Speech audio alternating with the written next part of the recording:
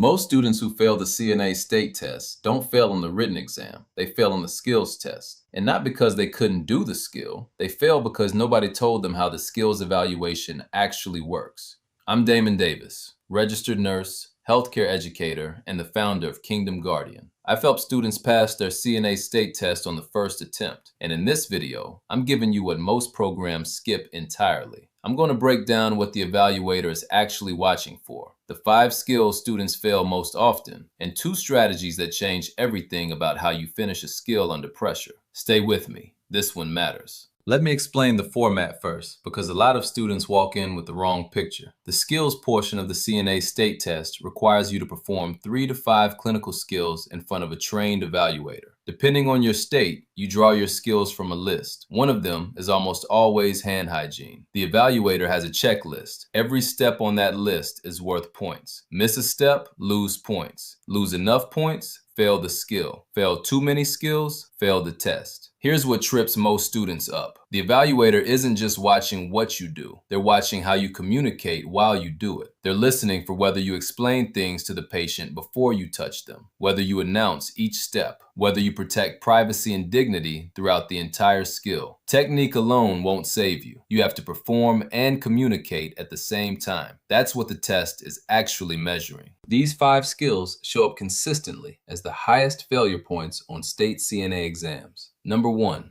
hand hygiene. This should be the easiest skill on the test. It is also one of the most failed. Students get nervous, rush the 20-second count, or forget to scrub under the nails and thumbs. The evaluator is timing you. Don't rush it. Number 2, perineal care. Students know how to do this. They get uncomfortable performing it with someone watching. That discomfort shows up as skipped verbal steps and lost focus on privacy and dignity. The skill isn't hard, the pressure is. Number 3, range of motion. This one fails because students move too fast or skip the ankle and wrist rotations. Every joint matters. Every step is on the checklist. Number 4, transfer from bed to chair. This fails on setup. Students forget the safety gait belt, forget to lock the wheelchair wheels, or position the chair at the wrong angle before they even start. The evaluator sees all of it. Number 5, vital signs. The manual blood pressure reading is where students freeze. If you can't take a BP without thinking about it, you are not ready yet. Practice until it's automatic. The pattern across all 5 is the same. Students know the material. They fail on execution under pressure. That's a different problem, and it has a different solution. Here's something most CNA programs never teach you.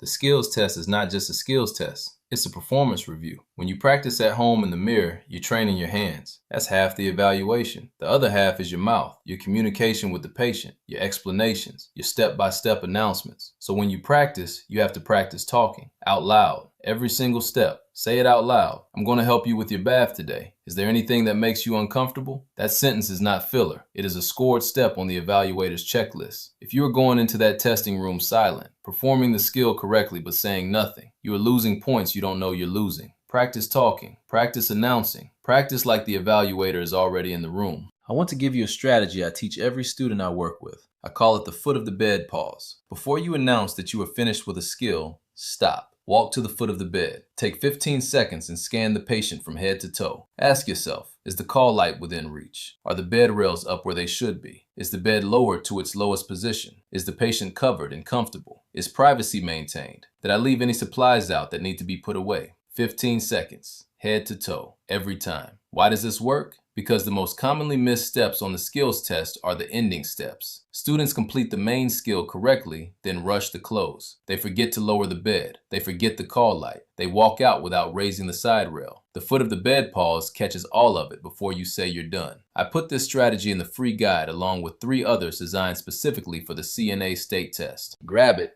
at stan.store. One more thing nobody warns you about. During the skills test, the evaluator may question a step you already completed. They'll look at you and say, "Are you sure you did that correctly?" Most students panic. Some go back and redo the step, even when they did it right the first time. Do not do that. Here's what you do instead. Before you respond, take 1 breath and do a fast mental check. Ask yourself honestly, did I actually complete that step? If no, correct it calmly. If yes, state it clearly and directly. Yes, I completed that step. The side rail is up. That's it. No apology. No over-explaining. No redoing a step you already completed correctly. Redoing a completed step can actually cost you points on the evaluator's checklist. The evaluator is not always telling you that you made a mistake. Sometimes they are testing your confidence. Know what you did, state it clearly, move on. That strategy is in the free guide too. It's called the "Are You Sure" strategy.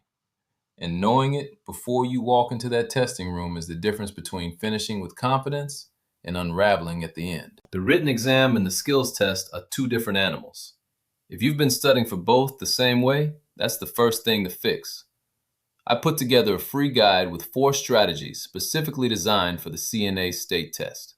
The foot of the bed pause, the "Are You Sure" strategy, 2 more that deal with the written exam, all of it in one place. Go to stan.store/Kingdom Guardian and grab it.